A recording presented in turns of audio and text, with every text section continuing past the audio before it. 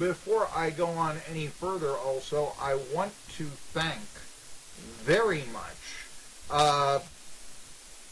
All for Tennessee and Caleb Calhoun.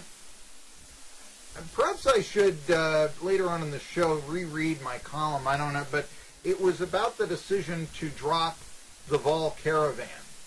And allfortennessee.com, this has really been a lot of talk. I understand that I got some backlash down at a radio station in Knoxville. I know that I had some Twitter beef with them. But the thing is that any publicity is good publicity. And if they're talking about this show in Knoxville, then what can I say? I've done my job. They're not talking about the competition.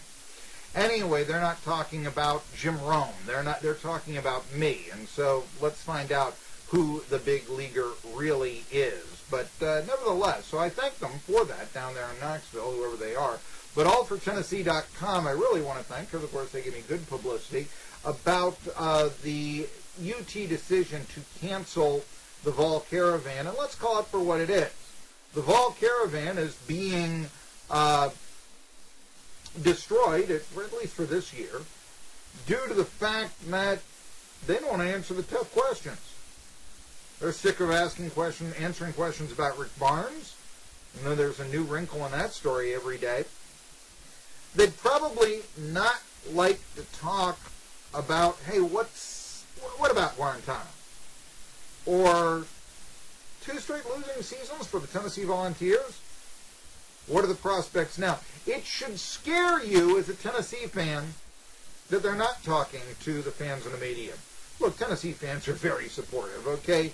Tennessee fans are not the kind of fans that Philly fans are. Tennessee fans don't say, Vols, bunch of bums. Oh, maybe you can find one of your uncles or something that says that. But no, basically they're, you know, wearing checkerboard overalls of the game and think it's stylish. So, when you had a Vol Caravan, you would have tremendous support. Tremendous support. And also, I can remember where Pat Summitt, this is actually where I used to find out about the Lady Vols, because the Lady Vols were not talked about in the 90s in mainstream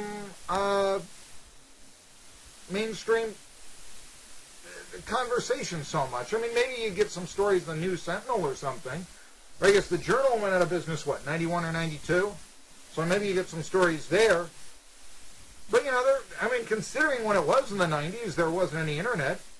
And a lot of people, John City Press, I don't believe, was on the internet until 2001. So, you know, a lot of people, it's kind of like, you know, TV in the early 50s, the internet in the late 90s. You know, it was coming into its own. You know, you used to hear that. Growing up, you used to hear that. And it was about a 25-year-old story, but people say, who was the first person on your block to have a TV? Do you remember? Do you remember when everyone would come over and watch I Love Lucy? Do you remember? And, you know, trying to think.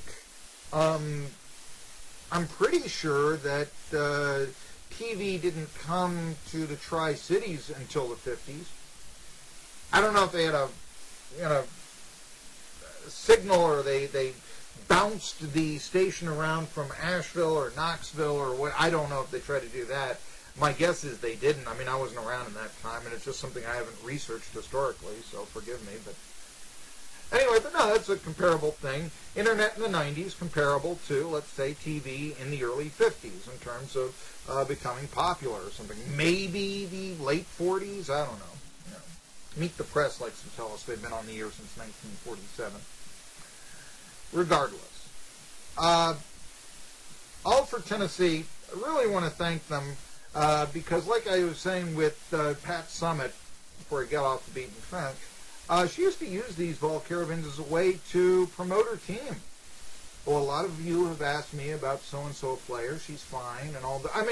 You know, they would go out and they'd talk to the crowd, and Summitt would go and give detailed information about the status of her team, and you'd soak it up, and it was the best info you'd get anywhere. And she went on to win 3 straight national titles. Why are you backing away from the Vol Caravan?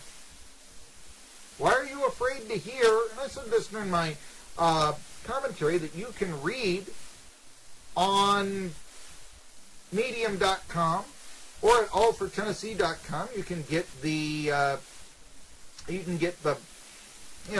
story there. Dropping Big Orange Caravan is absurdly transparent. Caleb Calhoun wrote that on Friday. And he says it as well as I do. He gives me a lot of credit. This is why I have Caleb Calhoun on the show. This is why I call Caleb Calhoun one of the true journalists, if not the best journalist, covering the Tennessee Volunteers, even though he does it from afar. I think his takes are honest and accurate and objective. They're free of the orange pom-poms that so many wish to wear and the excuse-making. Most of the excuses being absurd. Because if you're making excuses for a football team that has gone 4-8 followed by 5-7, you're probably going to be thought of as absurd. And a lot of the media around here does. Remember what I tell you, so many of the media types around here think of themselves as basically extensions of the public relations department. Not necessarily people that will tell you what's really going on, like I do. I'm Marky Billson, Tri-City Sports Now. By the way, speaking of that, there's a story that came out. I just saw this. I was going through all for Tennessee this morning, and I really kind of enjoyed this. The Tennessee rowing team completed the regular season with a top 3 finish by the, IV8 race in women's sprints. Now, you see, occasionally when I was writing features for the Pittsburgh Post-Gazette, and I had the reputation of the guy, this was also the case with me with the Wheeling Intelligencer. Sure, I covered a lot of hockey, all of this, very well-known baseball writer. I remember doing a feature on Terry Francona in 2004 before the Red Sox, during the season the Red Sox ended their jinx, what it was like being the manager that was hired specifically that year to win the World Series, as Terry Francona was, and he did it, and ended the 86-year jinx. Yeah, I did that. Anyway, the crew finished with a time. See, what I was going to say is that I used to cover crew occasionally. In Pittsburgh, you have the rivers, all that. And I just found it to be sort of this, that's kind of an interesting sport now. Because, there was an appeal. Okay, I didn't have the strategy. I didn't think of football and baseball or something like that. But, rowing the scull down the river, the coxswain going, bail, bail, bail. Okay, maybe I've watched too many Bullwinkle commercials, cartoons. Remember that in Bullwinkle? Yeah, they were going. Rocky and Bullwinkle were going against Boris and Natasha across the country. Remember, with with skulls and all that. You had your stroke, stroke, stroke, bail, bail, bail, stroke, stroke, stroke, bail. You see, Rocky and Bullwinkle's skull didn't have quite the It had a few leaking problems, so they had to, consistently get rid of the water as they were going. Anywhere there was water. I think they did the skulls in the cartoon through an open hydrant at one time. But no, let's give them credit here. Lady Vols claimed a top 3 finish in the women's sprints in rowing. I enjoyed that. The crew finished with a time of, 6 minutes, 45 seconds, and an odd number, 8.828 in the petite final out of 6 schools, completing with Dartmouth, who was only roughly 5 seconds better than them. The regatta, it was on Lake Quinsigamond. It began Sunday morning, and all boats continued to the finals in the afternoon. Thankfully, there weren't a whole lot of bail. So, Lady Vols will host the Big 12 Conference Championships in Oak Ridge on May 18th and 19th. Yeah, there you go. Lady Vols claim a top 3 finish in women's sprints in rowing. I gotta give them credit for that. I always kind of liked, just the scenery and the whole thing of sport in there with rowing. So I gotta give them some credit there. Political correctness gone amok after this.